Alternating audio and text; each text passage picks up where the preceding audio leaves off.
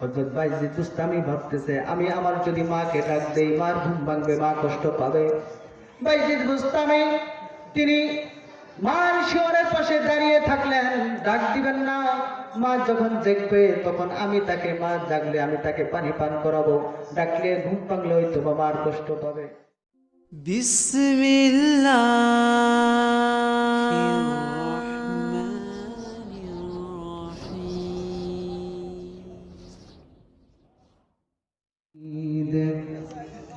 रहे मेरी मस्कन, रहे मेरी मस्कन हवाले काबा, बने मेरे मदफन दियारे मदीना, बलगल उला बि कमालिही कशफत दुजा बि जमालिही, हसनत जमीओ खिसालिही, सल्लु अलैहि व आलिहि। কোন জমিনের মাটি আমার হবে গুরুস্থান, কোন জমিনের মাটি আমার হবে গুরুস্থান। কাদের চোখের জলে আমি ও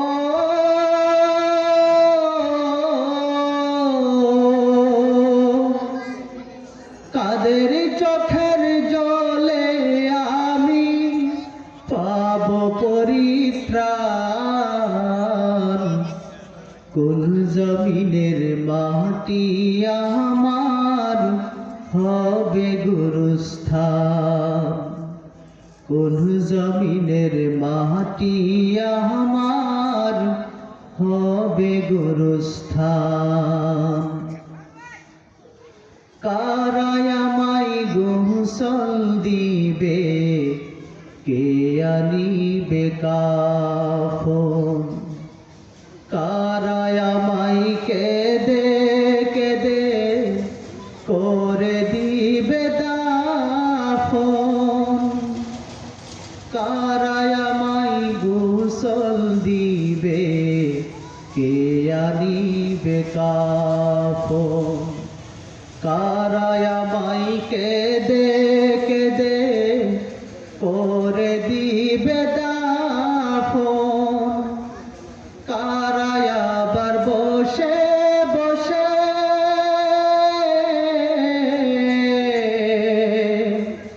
কারায় আবার বসে বসে শোনাবে কুরআন, কোন জমিনের মাটি আমার হবে গুরুস্থান, কোন জমিনের মাটি আমার হবে গুরুস্থান। গুরুস্থানে যাবেন আপনারা? সবাইকে যেতে হবে নাকি? সবাইকে গুরুস্থানে যেতে হবে? জোরে কথা বলেন, সবাইকে গুরুস্থানে যেতে হবে? বাইতুল কুরআন মাদ্রাসার উদ্যোগে হেফজ উত্তীর্ণ ছাত্রদের পাগড়ি প্রদান উপলক্ষে আজকে ওয়াজ মাহফিলের মুহতারাম মাকাম সভাপতি ওয়াজিবুল ইহতিরাম উলামায়ে কেরাম, আমার সামনে উপবিষ্ট এলাকার বাবা সমতুল্য মুরব্বিয়ানে কিরাম, ভাই সমতুল্য যুবক ভাইরা, মাদ্রাসার ছাত্র এবং পর্দার আলা মা বোনেরা, সর্বপ্রথম সেই মহান রবের কাছে শুকর জ্ঞাপন করি যে রব্বুল ইজ্জত আমাদেরকে এই কঠিনতম সংকটপূর্ণ মুহূর্তে বেহেশতের বাগান জালিসুর রহমানে আসা এবং বসার তৌফিক দান করেছেন। এর জন্য সবাই অন্তঃস্থল থেকে একবার শুকর জ্ঞাপন করি, সবাই বলে আলহামদুলিল্লাহ। রাত্র তো এখনো গভীর হয় নাই, কিন্তু আলহামদুলিল্লাহ আওয়াজ তেমন পায় নাই। আবার সবাই জোরে সরে বলে আলহামদুলিল্লাহ। আল্লাহ সকলকে কবুল আর মঞ্জুর করে, সকলে আমিন। আমাদের সর্বপ্রথম নিয়তকে আমরা দুরস্ত করে ইখলাস করে বলবো। কথা আছে। আমি ভলান্টিয়ারদেরকে বলবো, যারা ছেলে ছোট ছোট বাচ্চারা দরদের করতেছে তাদের ভিতরে বসিয়ে দিব ইনশাল্লাহ। এবং এখনো যারা অযথা রাস্তাঘাটে যুবক ভাইয়েরা, বৃদ্ধ বাবা চাচারা বসে আছেন, দোকানপাটে অযথা আড্ডা দিচ্ছেন, আপনাদের এলাকার মাহফিল, আপনাদের এলাকার মাদ্রাসা, আপনাদের এলাকার এই মাদ্রাসার যে দায়িত্বে আছে হাফেজ ইমরান হুসাইন, আমার খুবই কাছের স্নেহের ছোট ভাই। আমি অসুস্থ ব্যক্তিগতভাবে, ঢাকায় থাকি, তার কথা আমরা ফেলতে পারিনি, আসতে হয়েছে। এরপরও আপনাদের দোয়া নেওয়ার জন্য আসছি, যতটুকু পারি আপনাদের কাছ থেকে দোয়া নিয়ে দিতে হবে ইনশাআল্লাহ। সম্মানিত হাজিরিন, হাসরের ময়দানে মিজানের পাল্লায় আমলনামা মাপা হবে। কথা বলেন ঠিক কিনা? কিছুক্ষণ আগে একটা খুতবা বুখারী অনুষ্ঠানে ছিলাম। আমাদের মেলান্দহ থানার প্রাচীনতম বড় ঐতিহ্যবাহী মাদ্রাসা জামে হুসাইনিয়া মাদ্রাসার আজকে খুতবা বুখারী চলছে। সেখানে হুজুরে তেলাওয়াত করলেন, আন আবি হুরায়রা রাদিয়াল্লাহু তাআলা আনহু قال قال رسول الله صلى الله عليه وسلم كلمتان حبيبتان إلى الرحمن خفيفتان على اللسان ثقيلتان في الميزان سبحان الله وبحمده سبحان الله العظيم। বুখারী শরীফের সর্বশেষ হাদিস তিনি তেলাওয়াত করলেন, ছাত্ররা তেলাওয়াত এবার করলেন। সেখানে একটা আলোচনা শুনে আসলাম যে দুটি বাক্য, কয়টা বাক্য? দুটি বাক্য আল্লাহ তাআলার কাছে খুবই প্রিয়, খুবই দামি। সুবহানাল্লাহ বলবেন না? দুইটি কথা, সামান্য দুইটি কথা মহান রাব্বুল আলামিনের কাছে খুবই দামি, কিন্তু জবানে উচ্চারণের ক্ষেত্রে অতীব সহজ, কোনো কষ্ট হয় না, কোনো কঠিন কোনো বাক্য না, খুব সহজে উচ্চারণ করা যায়। কিন্তু সেই হাসরের ময়দানে মিজানের পাল্লা, এর ভার, এর ওজন অনেক বেশি। সুবহানাল্লাহ। সেই কালেমা দুটো কি? সুবহানাল্লাহি ওয়া বিহামদিহি। বলেন সবাই, সুবহানাল্লাহি ওয়া বিহামদিহি সুবহানাল্লাহিল আযীম। আল্লাহু আকবার। ইমাম বুখারী রাহমাতুল্লাহ আলাইহি সেই বুখারী শরীফ শুরু করছেন কিতাবুল ঈমান দিয়ে। আর যে এই হাদিসটা যে অধ্যায়ে পরিচ্ছেদে নিয়ে আসছেন, সেই অধ্যায়ের নাম হলো কিতাবুত তাওহীদ। কিতাবুল ঈমান মানে ঈমান, আল্লাহর প্রতি ঈমান আনা। আর কিতাবুত তাওহীদও একটা লফজের তাগায়ুর, শব্দের ব্যবধান কিন্তু অর্থ এক, উভয়টার অর্থ এক, আল্লাহ তাআলাকে একত্ববাদের সাক্ষী দেওয়া। এখানে তিনি হাদিসটা নিয়ে আসছেন, সেখানে তিনি শাইখুল হাদিস আলোচনা করলেন মিজানের পাল্লা সবার আমল মাপা হবে, সবার আমল মাপা হবে, কিন্তু দুই শ্রেণীর লোক আছে, তাদের আমল মাপা হবে না। কই শ্রেণীর লোক? সবাই জুড়ে বলেন, কই শ্রেণীর লোক? দুই শ্রেণীর লোক আছে, মিজানের পাল্লায় কোনো আমল নামা মাপা হবে না তাদের। এক শ্রেণীর লোক হলো যারা একেবারেই কাফের, বেদুইন, বিধর্মী, যাদের ঈমান নাই। কি নাই? ঈমান নাই। ঈমান নাই বলতে তাদের কোনো নেক আমল তো গ্রহণযোগ্য হবেই না, নাই, তাদের ঈমান নাই, কাফের এক শ্রেণীর। তাদেরকে বিনা হিসেবে জাহান্নামে দেওয়া হবে। নাউজুবিল্লাহ বলে এক শ্রেণীর লোক বিনা হিসেবে জাহান্নামে দেওয়া হবে, তারা হলো কাফের। এখন আমরা যে মুসলমান, আল্লাহ তাআলা আমাদেরকে ইসলাম নামক অমূল্য সম্পদ দান করেছেন, ঈমান নামের অমূল্য সম্পদ আল্লাহ তাআলা এনায়েত করেছেন। এর জন্য কি শুকরিয়া আদায় করতে হবে কিনা? এক মুহাদ্দিস, তাকে আল্লাহ তাআলা বললেন যে তুমি যে এত বড় আল্লাহওয়ালা হয়েছ, এটা কি কার ইচ্ছা? তখন সেই মুহাদ্দিস, বড় আল্লাহওয়ালা বলতেছে, অনেক বড় বুজুর্গ, যে এটা তো আমার হাতের কামাই, আমি নিজে আমল করি, নামাজ পড়ি, তাহাজ্জুদ করি।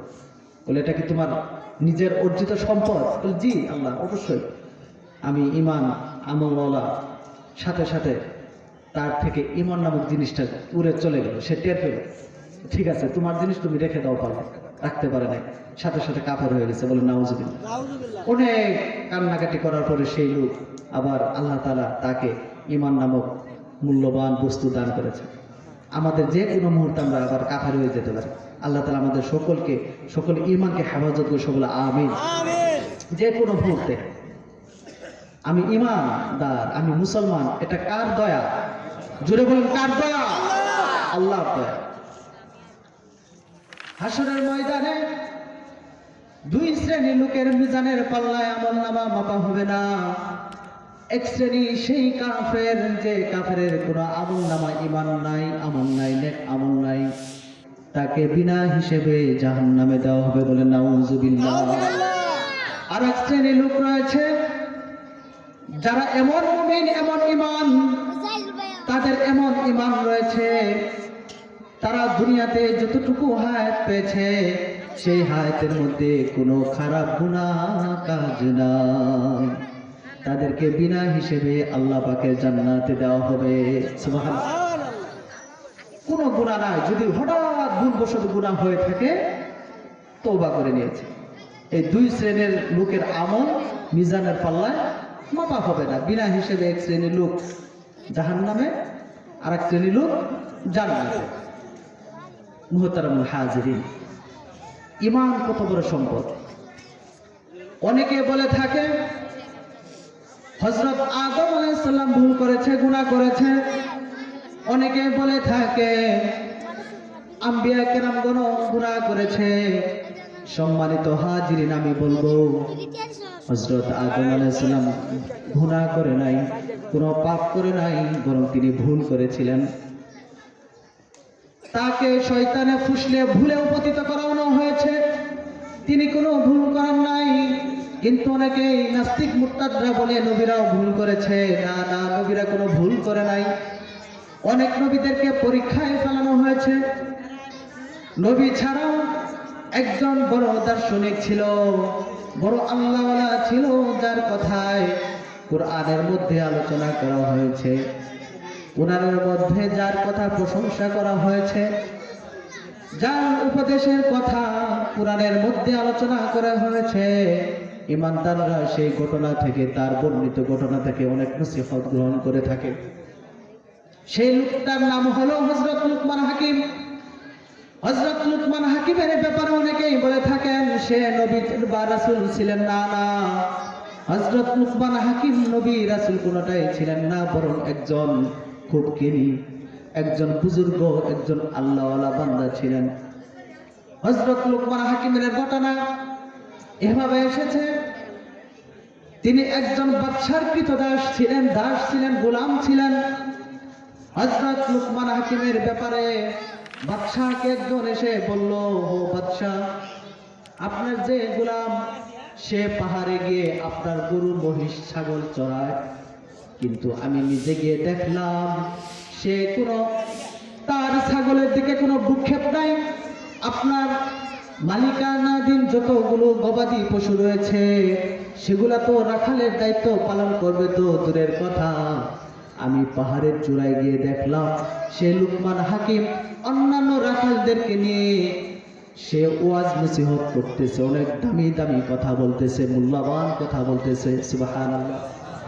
এত সুন্দর দামি বাদশা, এত সুন্দর দামি কথা, যে কথা শুনে আমি আশ্চর্য হয়ে গেছি। তাকে মনে হয় প্রভুর পক্ষ থেকে আলাদা ভাবে, স্পেশাল ভাবে কোনো জ্ঞান দান করেছেন। তখন বাদশা বলতেছে, তাই নাকি?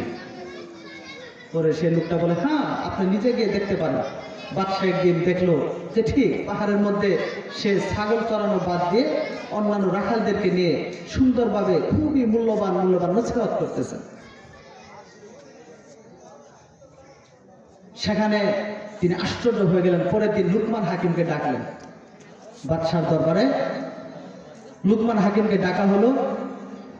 তারপরে তাকে জিজ্ঞাসা করে লুকমান হাকিম, বাদশা তাকে পরীক্ষা করবেন যে তোমার দায়িত্ব কি, তুমি ছাগল চড়ানো বাদ দিয়ে তুমি সবাইকে নিয়ে নসিহত করতেছো, তোমার কাজটা। লুকমান হাকিম বলতেছেন, দেখেন আমার যে সমস্ত ছাগল গরু মহিষের দায়িত্ব দিয়েছেন এগুলোর কোনো ক্ষতি হয় নাই, কোনো হিংস্র প্রাণী, কোনো ডাকাত বা চুর এগুলা তো আর ছিনিয়ে নিয়ে যায় না, আমি হেফাজতে আছি। বাকি সময়গুলো রাখাল এমনি বসে বসে অযথা সময় নষ্ট করতেছে, আমি তাদেরকে আমি আল্লাহ তাআলা ঐশী বাণী শোনাইতেছি, সুবহানাল্লাহ। তখন বাদশাহ তাকে একটা পরীক্ষা দিলেন, যাও একটা তুমি ছাগলকে জবাই করো। জবাই করার পরে সেই ছাগলের মধ্যে সর্ব উৎকৃষ্ট যে জিনিস, সবচেয়ে দামি যে জিনিস, ছাগল জবাই করার পরে ছাগলের শরীর থেকে সবচেয়ে যে দামি মূল্যবান যে জিনিস সেটা তুমি আমার কাছে নিয়ে আসবে। কি জিনিস? সবচেয়ে দামি মূল্যবান জিনিসটা। সাউন্ডটা ঠিক করে একভাবে রাখো, আপ ডাউন করে না, একভাবে রাখো, মনিটর সাউন্ড ঠিক মতো দিয়ে রাখো, ভলিউম কমাও। কি বললো যে মূল্যবান জিনিস, মূল্যবান জিনিস, সাউন্ডটা চলে গেছে, ঠিক করে না।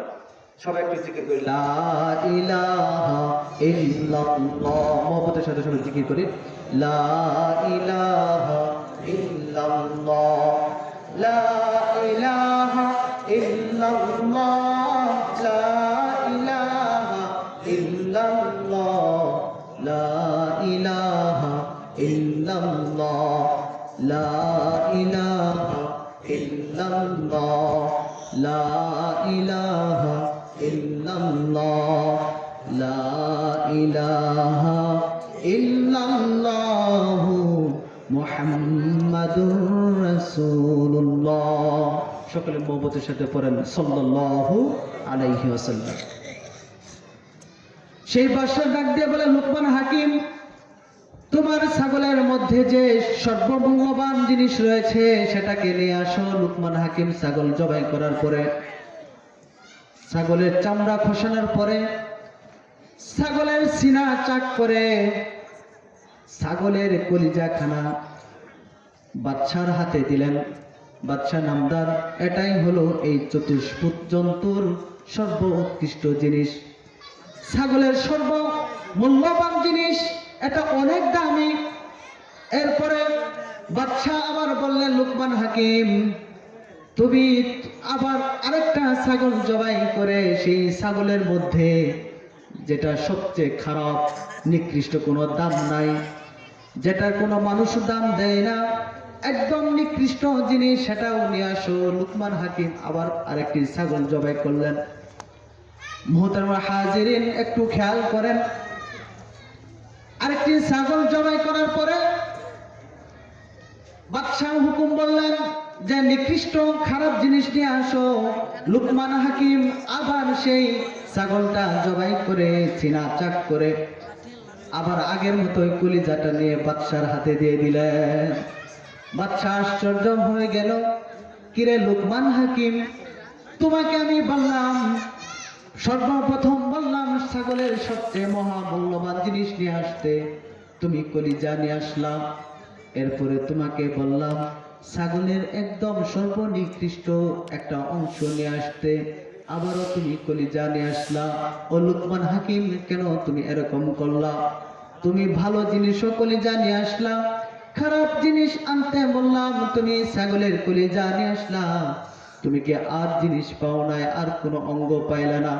লুকমান হাকিম বাদশাকে ডেকে ডেকে বলে, বাদশা নামদার, আমার বেয়াদবি মাফ করে দিবেন, আমার গুস্তাখি মাফ করে দিবেন। আপনি যখন আমাকে বলেছেন ছাগলটা জবাই করে তুমি ছাগলের সর্ব উৎকৃষ্ট অংশ নিয়ে আসবা, ছাগলের উৎকৃষ্ট অংশই হলো কলিজা।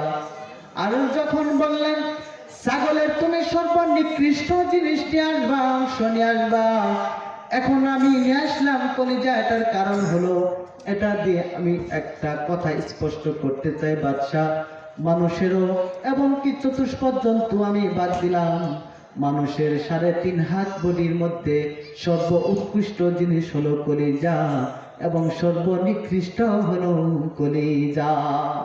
লুকমান হাকিমকে বাদশা ধমক দিয়ে বললেন, এটা কিভাবে সম্ভব? তখন লুকমান হাকিম বললেন, বাদশা, মানুষের অন্তর কলিজা যদি ভালো হয় পুরা মানুষটাই উত্তম ভালো, আর মানুষের কলিজা যদি খারাপ হয় পুরা মানুষই নষ্ট হয়ে যায়। আসল জিনিস কি বলেন? মানুষের কলিজা, অন্তর, রূহ। এটা যদি ভালো হয় সে মানুষটাই ভালো, আর এটা যদি খারাপ হয় সে মানুষটাই শেষ।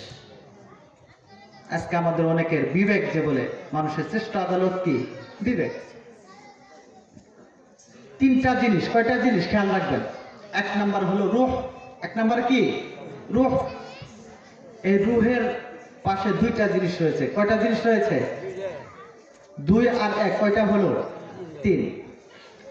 রূহ, নফস, আর একটা হলো দিল। কি? দিল। রূহ, রূহটাকে দুইটা জিনিস ঘেরাও করে রেখেছে, আবৃত করে রেখেছে গোলাকারের মতো। নফস, এটা হলো খারাপ জিনিস। এটা কি জিনিস? খারাপ জিনিস। আমার কথা বুঝতেছেন আপনারা? নফস জিনিসটা খারাপ। কি এমন খারাপ?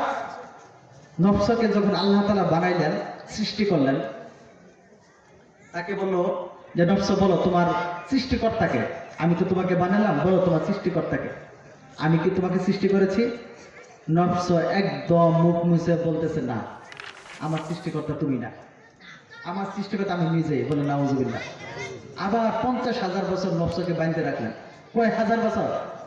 50,000 বছর নফসকে বাঁধতে রাখলেন। আবার বাঁধার পরে 50,000 বছর পর বলছে যে বলো আলাস্তু রব্বুক, আমি কি তোমার কি প্রভু না?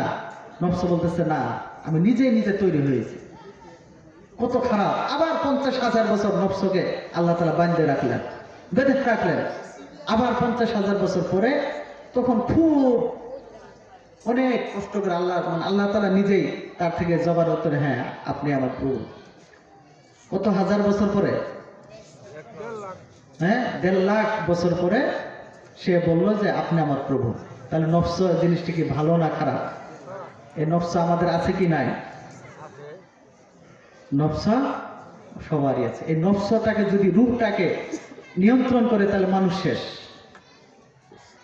জাহান্নামে যেতে সময় লাগবে না, কবরে যাবে আর জাহান্নামে চলে যাবে। আর এই নফসটাকে যদি, এই রূহটাকে যদি দিল, অন্তর, যে দিল পরিশুদ্ধভাবে আল্লাহ তাআলা দিয়েছেন, এটা যদি নিয়ন্ত্রণ করে, আলহামদুলিল্লাহ, সেই লোকটা জান্নাতে যাবে। সর্বপ্রথম বলেছিলাম সম্মানিত হাজিরিন, যে দুই শ্রেণীর লোক বিনা হিসেবে জান্নাত আর কোথায় যাবে? জাহান্নামে যাবে। এক শ্রেণীর লোক কাফের, আর এক শ্রেণীর লোক মুমিন, পাক্কা মুমিন। আমি যে আয়াত তেলাওয়াত করেছি, দুটি আয়াত। একটা আয়াত হলো فَمَن يَعْمَلْ مِثْقَالَ ذَرَّةٍ خَيْرًا يَرَهُ। কিয়ামতের ময়দানে সামান্য পরিমাণ আমলও সে দেখতে পাবে। বান্দা সরিষা পরিমাণ আমল যে করেছে দুনিয়ার মধ্যে, সে কিয়ামতের ময়দানে তার মিজানের পাল্লায় ভাসবে, আমলনামা ওজন হবে। وَمَن يَعْمَلْ مِثْقَالَ ذَرَّةٍ شَرًّا يَرَهُ। ছোট গুনাহ, কাউকে একদিন ধমক দিয়েছেন, কারোর উপর একটু সামান্য রাগ করেছেন, সামান্য অন্যায় করেছেন, ছোট গুনাহ, সেটাও কিয়ামতের ময়দানে দেখা যাবে। যখন এই আয়াতটা নাজিল হয়, হযরত আবু সাঈদ খুদরি, বিখ্যাত সাহাবী, নবীকে বললেন, ইয়া রাসূলুল্লাহ, ইয়া হাবিবাল্লাহ, সামান্য আমল কি, ছোট ছোট পাপ, ছোট ছোট গুনাহ কি আমরা দেখতে পাবো? নবীজি বললেন, হে আবু সাঈদ খুদরি, তুমি সামান্য আমলও দেখতে পাবা, কোনো ছাড় হবে না। ছোট গুনাহ তুমি দেখতে পাবা, বড় গুনাহ তুমি দেখতে পাবা। আবু সাঈদ খুদরি এই কোরআনের আয়াত এবং নবীজের হাদিসের ব্যাখ্যা শুনে তিনি ছোট বাচ্চার মতো ঢুকরে ঢুকরে কেঁদে উঠলেন, হাই হাই, তাহলে তো কিছুই হবে না, তাহলে তো কিয়ামতের ময়দানে ছাড় নাই। হযরত ওমর ইবনে খাত্তাব এই আয়াত পড়ে, فَمَن يَعْمَلْ مِثْقَالَ ذَرَّةٍ خَيْرًا يَرَهُ وَمَن يَعْمَلْ مِثْقَالَ ذَرَّةٍ شَرًّا يَرَهُ। এই আয়াত নামাজের মধ্যে তেলাওয়াত করতে করতে হযরত ওমর ইবনে খাত্তাব রাদিয়াল্লাহু তাআলা সারা রাত অতিবাহিত করেছেন। সুবহানাল্লাহ। সামান্য আমল দেখতে পাবেন। এক সময় নবীজির কাছে সাহাবা প্রশ্ন করলেন, মাতা সাআ, কখন কিয়ামত হবে? ইয়া রাসূলুল্লাহ, ইয়া হাবিবাল্লাহ, কখন কিয়ামত হবে? নবীজি বললেন, ও আমার সাহাবা, তুমি কিয়ামতের জন্য এত তাড়াতাড়ি করতেছো কেন? কিয়ামতের জন্য তুমি কি প্রস্তুতি গ্রহণ করেছো? সাহাবা বললেন, নবীজি, সাহাবা একটু চিন্তিত হয়ে বললেন, সাহাবার মাথার নজর নিচের দিক চলে গেল, বলতেছে, ইয়া রাসূলুল্লাহ, ইয়া হাবিবাল্লাহ, আমার তো কিয়ামতের ময়দানে আল্লাহ তাআলার কাছে যাওয়ার মতো কোনো আমল নামা তো আমি দেখতেছি না। নবীর সাহাবা তিনি বলতেছেন, আর আপনি আমি কে? আমরা এমন ভাবে চলাফেরা করি মনে হয় আমরা জান্নাতে সার্টিফিকেট পাই গেছি, কোনো চিন্তা নাই চেহারার মধ্যে।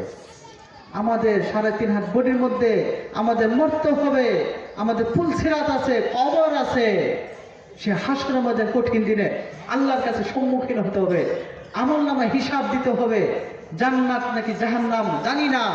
এই যে একটা পরিস্থিতি, এই দুনিয়ার পিছনে পড়ে আমাদের চেহারার মধ্যে উদাসীনতার কোনো ভাব নাই। আমরা কিভাবে যেন সার্টিফিকেট পেয়ে গেছি, আমরা মনে মুক্তি পাবো, পুলসিরাত পার হয়ে যাবো। আমাদের তো চেহারার মধ্যে এমন কোনো ভাব দেখি না, আখিরাতে কোনো চিন্তা দেখি না। আছে চিন্তা? কোনো চিন্তা নেই। আমরা রুট বাজার হাটে ঘাটে এভাবে চলি, কত খুশি দিদারসে আমরা চলতেছি। কাকে মেরে কে খাবে? হাই হাই, কাকে মেরে কে খা?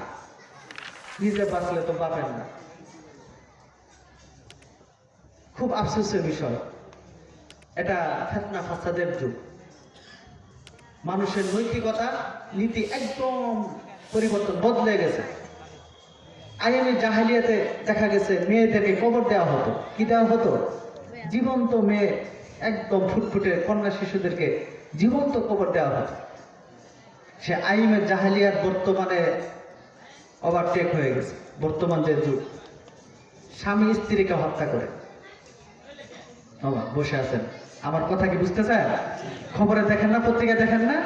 কয়েকদিন আগেও বেটা বিদেশ থেকে আসছে, মা বোনরা খুব খেয়াল করবেন, বিদেশ থেকে আসছে, একটা ছেলে আছে 8-10 বছরের, এসে দেখে সেই মহিলাটা আর এক পুরুষের সাথে পরকিয়া। অনেক বুঝাইছে, পরে টাকার হিসাব চাইছে যে আমি 8-10 বছর থাকলাম বিদেশে, আমার টাকা কোথায় গেল, হিসাব দিতে পারে না। সব টাকা সে ওই তার অবৈধ প্রেমিককে দিছে। তখন সে পুরুষটা আর সহ্য করতে পারে নাই, তাকে হত্যা করে ফেলছে। হত্যা করে নিজে গান গায়, নিজের খায়া নিজের পয়রা অন্য জনের গান গাও, গান গাইছে, রেকর্ড করে আবার ছাড়ে দিছে ফেসবুকে। দেখেন মানুষ কেমন। আরেকটা ঘটনা দেখলাম, সেই দীর্ঘ 8 মাস আগে মহিলা আরেক বেটার লাগে সম্পর্ক, এই বেটার সম্পর্ক স্বামী মানতে পারবে? বলেন, মানতে পারবে? আপনার আমার স্ত্রী যদি আরেকজনের সাথে ফোনে কথা বলে, ভিতর দিয়ে চলতে আকাম করে, আপনার কি মানবো? ঠিক স্বামীও যদি আরেক মেয়ের সাথে পরকীয়া জড়ায়, স্ত্রীও মানবে না। এই মহিলা আরেকজনের সাথে সম্পর্ক, এই লোকটা অনেক বুঝাইছে, মানে নাই। সেই মহিলা সেই অবৈধ প্রেমিকের সাথে ষড়যন্ত্র করে তাকে মারারও পরিকল্পনা করেছে, খাবারে বিষ মিশাইছে, অনেক কিছু করছে, কিন্তু মারতে পারে নাই। ঈদুল ফিতরের আগে, গত রমজানের ঈদের আগের রাত্রে কিভাবে সে ঘুমাইছে, স্বামী তার সেই অবৈধ প্রেমিককে ঘরের পিছনে দরজাতে আইনে বালিশ চাপা দিয়ে মেরে, পরে বলতেছে করোনায় মারা গেছে। গত রমজানে করোনা গেল না, যে এটা একটা সুবর্ণ সুযোগ। দেখেন, চুরি করলে ধরা খাইতেই হবে। কয়েকটা গুনাহ রয়েছে, তার মধ্যে একটা গুনাহ হলো চুরি। এটা এক সময় একটু প্রকাশ করবে। আমাদের নেতা কর্মীরা যত চুরি করুক না কেন, প্রকাশ হবে কিনা বলেন, ধরে বলেন। এখন তো আমাদের এত আফসোস, বাংলাদেশের পরিবেশ এমন একটা কঠিন, ওয়াজ মাহফিল করতে দেন কেন? যে ওয়াজ মাহফিলে হুজুরেরা, মৌলবীরা সরকারের বিরুদ্ধে কথা বলতে দেন। ওয়াজ মাহফিল বন্ধ হয়ে গেছে প্রায়। এটা কি আফসোসের বিষয় কিনা, জোরে বলেন। আল্লাহ সকলকে, আমাদের সরকারকে সহি বুঝদার বিষয় বলে আমিন। অনেকে অপমান করে বড় বড় নেতা কর্মীরা, হাই হাই যুবক, তুমি কার সিঁড়ি ব্যবহৃত হচ্ছ, তুমি কাকে ক্ষমতা নেওয়ার জন্য রাতের আধারে এগুলা করতেছ। জবাব একদিন দিতে হবে, কথা বল ঠিক কিনা? জবাব একদিন দিতে হবে। তুমি কার পিছনে দৌড়াচ্ছ, কোন নেতার পিছনে দৌড়াচ্ছ? আরে মুসলমান, তোমার তো নেতা হওয়ার কথা হযরত মুহাম্মদ সাল্লাল্লাহু আলাইহি ওয়াসাল্লাম, জুড়ে বল কথা ঠিক কিনা? আজকে তুমি কোন নেতার পিছনে দৌড়াইছো? তোমাকে ব্যবহার করতেছে, দেখো তোমাকে রাখে আরেকজনের রাখবে অপোজিশনে, আরেকজন শেষ, আরেকজনের রাখবে ক্ষমতা দেওয়ার জন্য তোমাকে ব্যবহার করতেছে। তুমি বুঝো না? তোমাকে দেখবা, তোমাকে মারাবে, তোমাকে হত্যা করে আরেকজনে তোমার জায়গায় রাখবে। তার ক্ষমতা, টেন্ডারবাজি, দখলবাজি, মাস্তানি, এগুলা কেদারবাজি চলছে কি চলে নাই? আমাদের এলাকা তো শান্ত, জামালপুর, ঢাকাতে দেখা যায় ওরে বাপরে বাপ, সামান্য একটা ওয়ার্ডের দায়িত্ব আছে, চার দোকানে গেলাম বসা যায় না, আজকে মন্ত্রী এটা বলছে, আজকে এমপি এটা বলছে, কঠিন অবস্থা, তার সামনে দিয়ে যাওয়া যায়। আর হুন্ডা, এই রে বাপরে বাপ, পারে না মানুষ উপরে তুলে দিল, এমন ভাব। এমন আছে কি না কিছু পোলাপান? আল্লাহ সকলকে সহি দান, বুঝদান সকলে আমিন। যেটা বলতেছিলাম, সম্মানিত হাজির, নেতার পিছনে দৌড়ে আমাদের মূল্যবান সময় নষ্ট করব না। আপনাদের মাদ্রাসা, এখানে দেশের সূর্য সৈনিক তৈরি হবে। আজকে হাফেজদের পাগড়ি দেওয়া হবে, কথা বলেন ঠিক কিনা? এখানে পাগড়ি প্রদান করা হবে। এটা একটা যে বিশাল, যারা মানুষের জন্য দান করতেছেন, জায়গা দিতেছেন, এটা কি ভালো ব্যাপার না? অনেক ভালো। তাদের কপাল, তারা কিয়ামত পর্যন্ত তারা কবরে বসে বসে সদকা জারে সবন সবলা সুবহান। সম্মানিত হাজির, আমি একটা হাদিস তেলাওয়াত করেছি, এটা বলে সামান্য আলোচনা করে শেষ করে। আমি অসুস্থ, আমি সর্বপ্রথমে বলেছি আমি অসুস্থ মানুষ, আপনাদের কাছে দোয়া নিতে এসেছি। আর উলামায়ে কেরাম আছেন, ওনারা বয়ান করবেন। নবীজি যখন হযরত মুআয ইবনে জাবালকে ইয়ামানে প্রেরণ করলেন শাসন কার্যের জন্য, তখন নবীজিকে বলতেছেন, আউসিনি ইয়া রাসূলুল্লাহ, হে আল্লাহর নবী, আমাকে একটু নসিহত করেন।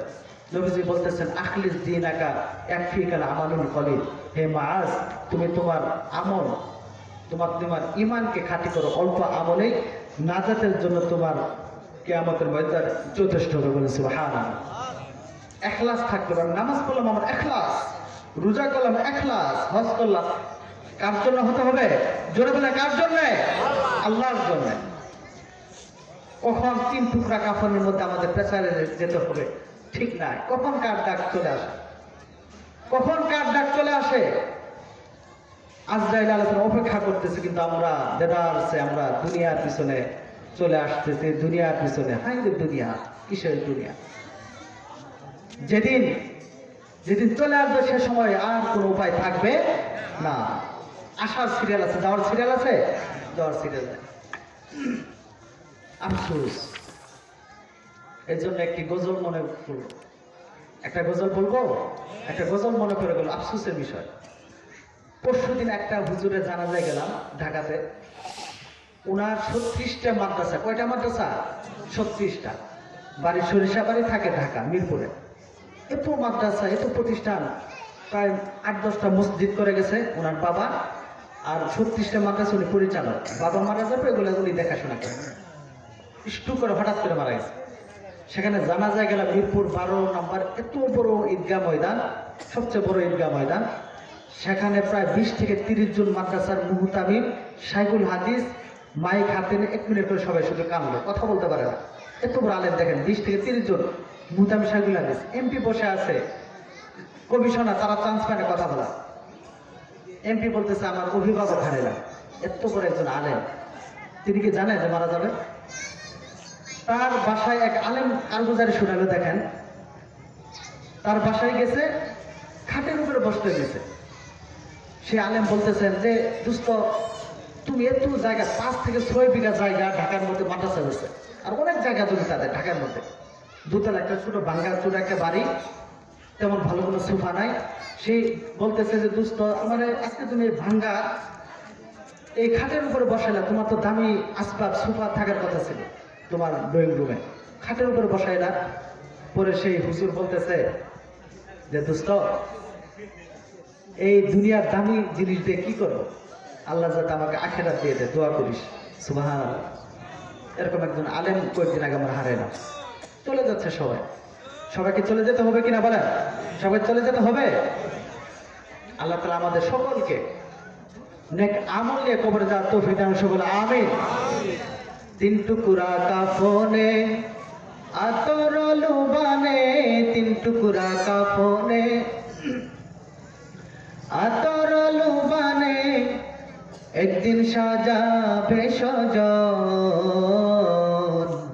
ভেবেছ কখনো তুমি, ভেবেছ কখন, ভেবেছ কখনো তুমি, ভেবেছ কখন। তিন টুকরা কাফনে কবরে যেতে হবে কিনা? তিন টুকরা কাফনে আতর লুবানে, তিন টুকরা কাফনে আতর লুবানে, একদিন সাজাবে সজন।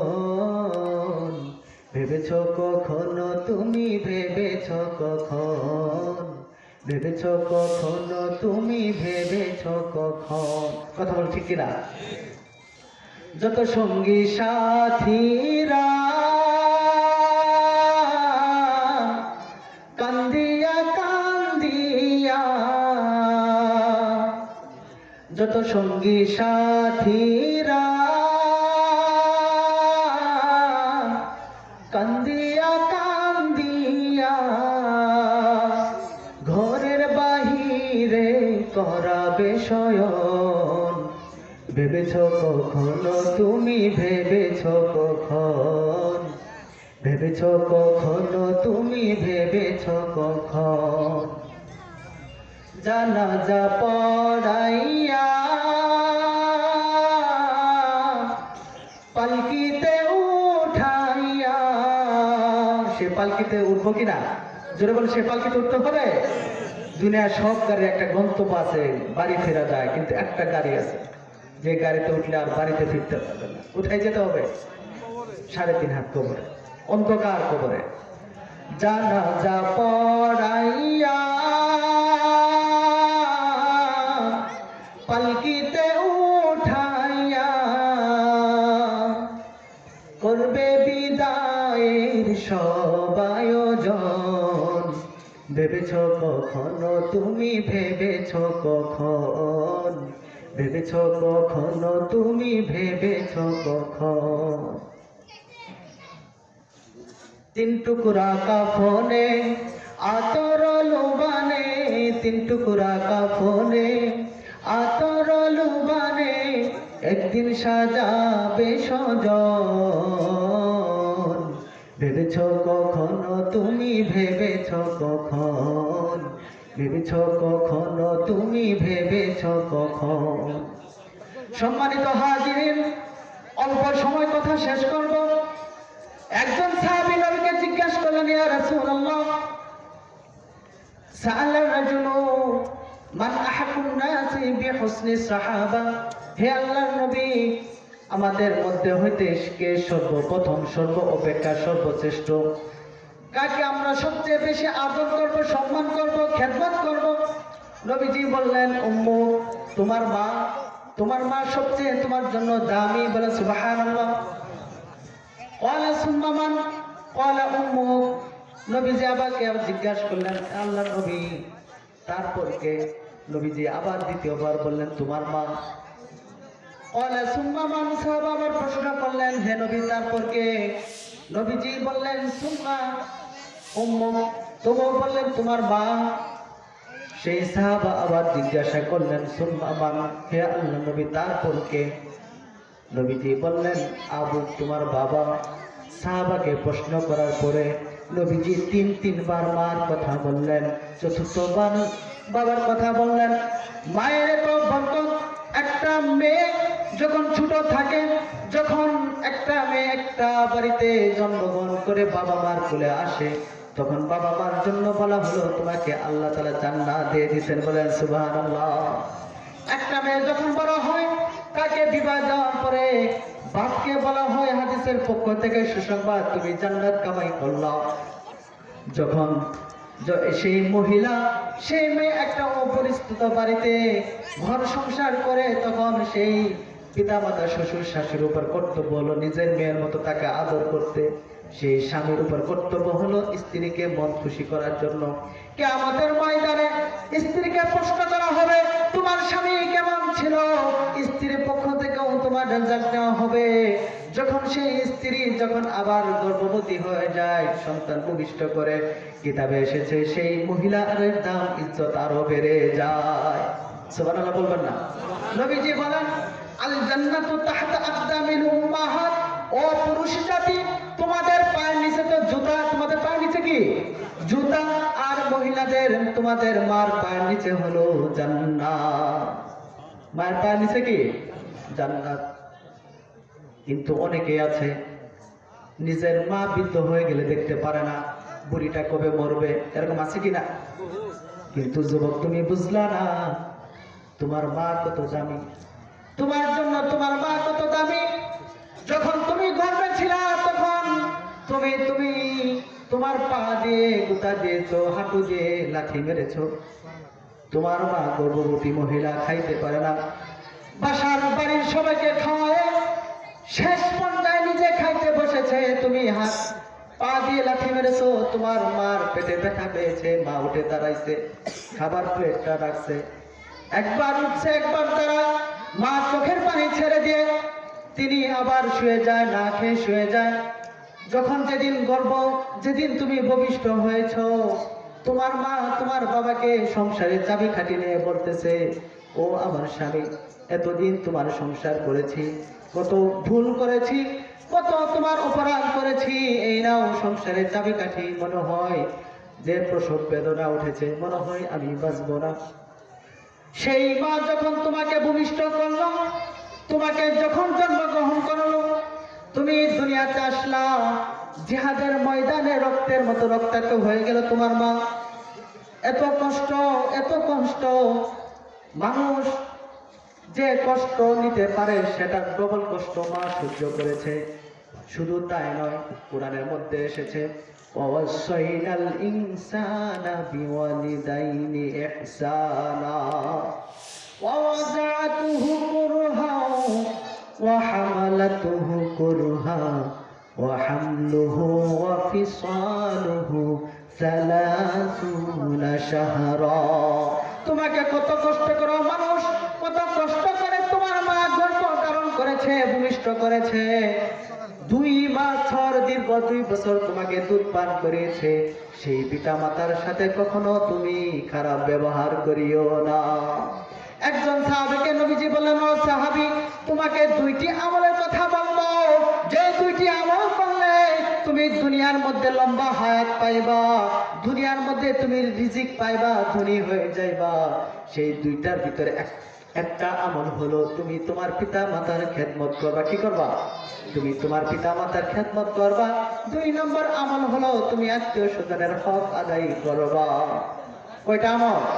2টা আমল করবো তো ইনশাআল্লাহ। 1 নম্বর আমল কি বলেন? 1 নম্বর আমল কি? আমি শেষ করতেছি। 1 নম্বর আমল কি? পিতা মাতার খেদমত। যার পিতা মাতা নাই সে বুঝে কি দাম। আর 2 নম্বর আত্মীয় স্বজনের হক আদায় করা। এই 2টি হক আমরা সব আদায় করবো ইনশাআল্লাহ।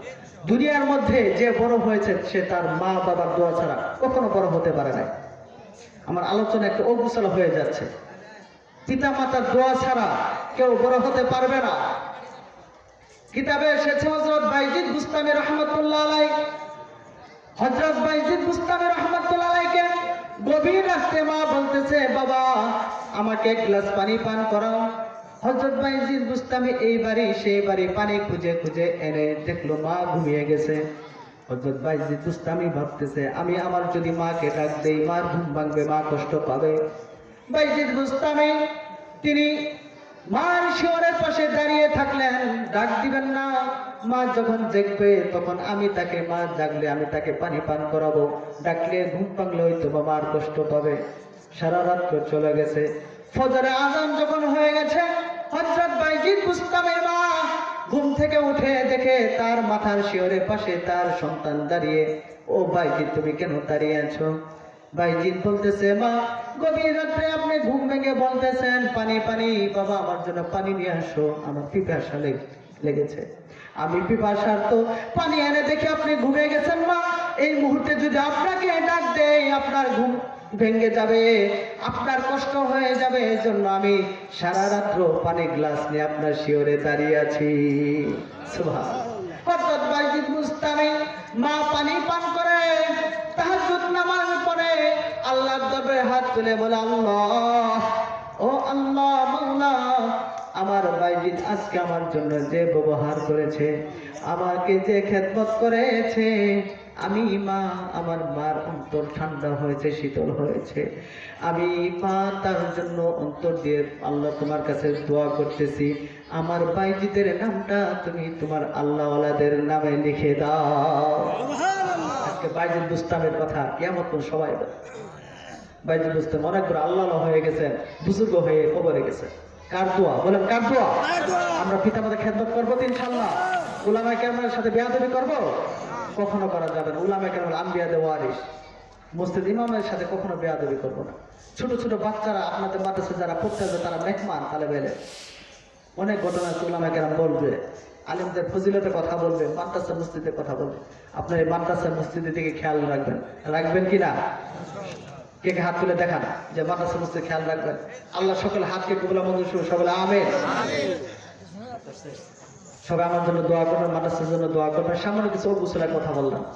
সবাই সর্বপ্রথম আমাকে এবং আপনাদেরকে সকলকে আমলটা তৌফিক দান, সকলে আমিন। ওয়া আখির দাওয়ানা আলহামদুলিল্লাহি রাব্বিল আলামিন। আসসালামু আলাইকুম ওয়া রাহমাতুল্লাহি ওয়া বারাকাতুহু।